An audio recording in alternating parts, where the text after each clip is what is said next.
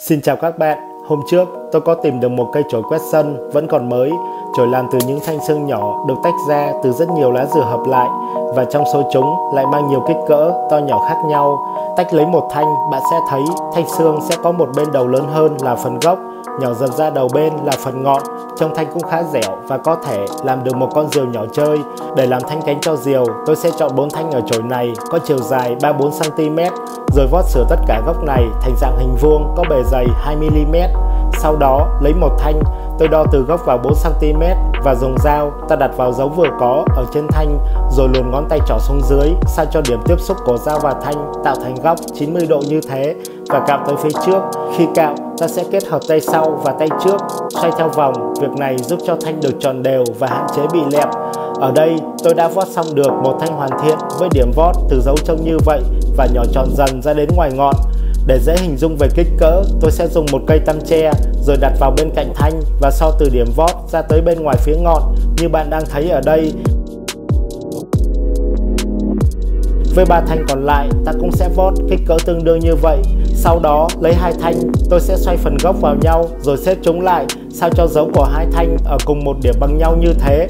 Với 2 đầu ở hai bên, ta sẽ vót xéo đi một chút. Việc làm này giúp đoạn nối trông mềm mại hơn, để khi dùng chỉ may quấn theo vòng ở hai bên đoạn nối, bạn sẽ thấy chúng nhìn khá dễ coi. Tôi sẽ nhỏ keo lại ở 2 điểm vừa buộc giúp nó được chắc chắn hơn, và có được một thanh cánh. Rồi lấy 2 thanh còn lại buộc tương tự giống như vậy để ra được 2 thanh cánh cho diều. Tiếp theo, tôi sẽ tìm trong cây chổi một thanh khác có dạng hình vuông. Ở phần gốc sẽ có bề dày 2,5 mm, nhỏ dần đến ngọn khoảng hơn 1 mm và chiều dài 36 cm. Ta sẽ gọt bỏ những sớ dư có ở trên thanh đi để làm một thanh cán cho diều. Với phần đuôi, tôi sẽ chọn thêm một thanh nữa có chiều dài 28 cm, rồi cẩn thận cạo thanh này thành dạng tròn đều có đường kính 1 mm. Như vậy, ta đã có đủ toàn bộ các thanh cần thiết. Bây giờ tôi cần nối những thanh này lại với nhau để tạo ra một hình dáng con diều. Ta sẽ lấy thanh cán ra và từ ngoài đầu lớn hơn của thanh, tôi sẽ áng xuống khoảng 2 cm, rồi lấy điểm chính giữa của thanh cánh, ta sẽ đặt vào dấu vừa tạo trên thanh cán. Như bạn đang thấy, dùng một đoạn dây chỉ may xếp đôi lại, ta sẽ quấn dây chéo qua 2 thanh khoảng 10 vòng và quấn dây chéo ngược lại ở bên.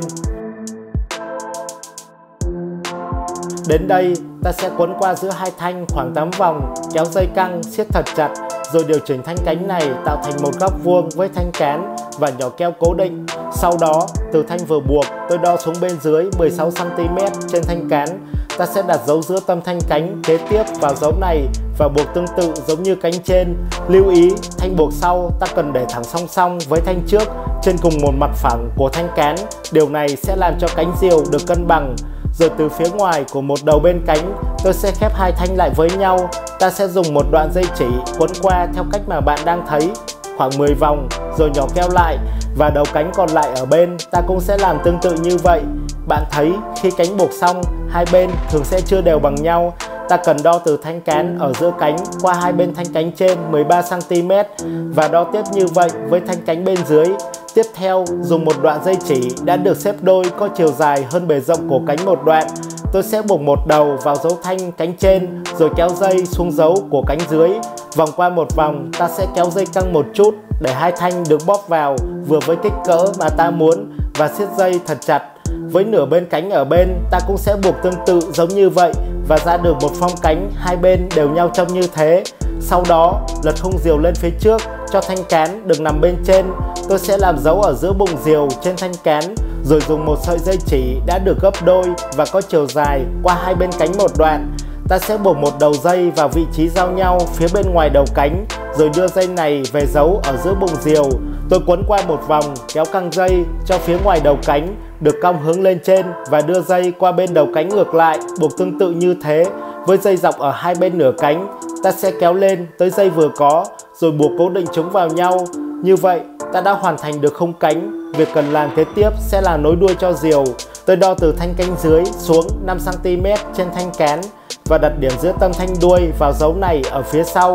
Ta buộc lại tại đó, rồi điều chỉnh thanh này được thẳng song song với thanh trên, và khoảng cách giữa cánh và đuôi sẽ được cân bằng như thế, rồi mới nhỏ keo cố định tại điểm buộc. Đồng thời đo từ thanh vừa buộc xuống tiếp 9 cm, xếp đôi một đoạn dây chỉ đã buộc vào một đầu ngoài thanh đuôi và đưa dây về giống này. Ta kéo cho đầu thanh bên ngoài được cong hướng vào bên trong, rồi quấn một vòng qua thanh, giữ lại như thế và đưa dây về bên đầu còn lại, buộc tương tự giống trước để nó tạo thành nửa vòng tròn như vậy. Cắt đoạn dư bên dưới đi và nhỏ keo lại ở tất cả các điểm đã buộc. Vậy là chúng ta đã hoàn thành xong phần nối khung.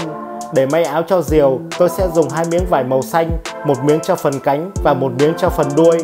Rồi từ những điểm giao nhau ở cánh, ta sẽ cắt vào tới trong. Việc này giúp ta dễ dàng ôm sát vô thanh và kẹp lại xung quanh cho áo được căng nhất có thể. Sau đó, dùng kim chỉ từ từ cẩn thận may lại như bạn đang thấy cho đến khi xong toàn bộ phần cánh và đuôi để ra được một con diều trông rất thú vị, được làm từ một cây chổi quét sân như thế. Bây giờ sẽ là nối dây cho diều. Tôi đo từ giữa thanh cán qua hai bên thanh cánh trên 3 cm và dùi thành lỗ thông qua ở hai vị trí đã đánh dấu. Tiếp theo, cắt một đoạn dây chỉ may. Tôi sẽ xếp đôi dây lại, ta buộc lại ở một đầu và để dây dài tới giữa bụng diều giống như hình chữ V, rồi mới buộc đầu kế tiếp và cắt thêm một đoạn dây nữa. Ta cũng sẽ xếp đôi dây này rồi để dây có chiều dài bằng 3 lần bụng diều. Sau đó, từ một đầu dây, tôi sẽ buộc thành một vòng và xỏ qua giữa dây trên. Ta điều chỉnh cho dây được vào đến giữa tâm rồi mới siết chặt. Với đầu còn lại của dây này, ta sẽ buộc vào thanh cán phía bên dưới cánh diều. Vì không có dây phù hợp để thả diều này, nên tôi sẽ tìm một đoạn tre ngắn rồi dùng 2 cuộn chỉ may.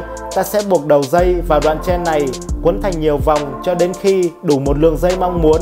Và từ một đầu dây, tôi sẽ buộc thành vòng, xỏ qua dây lèo giữ ở diều, sao cho khi khép dây vào, kéo xuống, bạn sẽ thấy nó được nằm giữa tâm dây kéo cánh.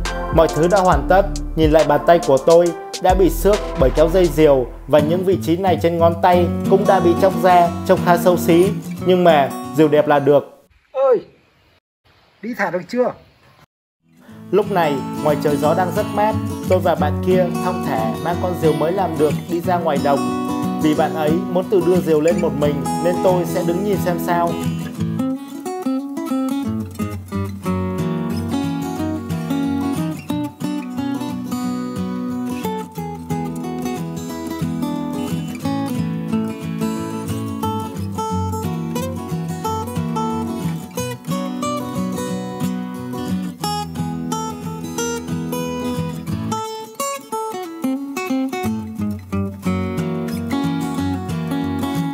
Thấy sao?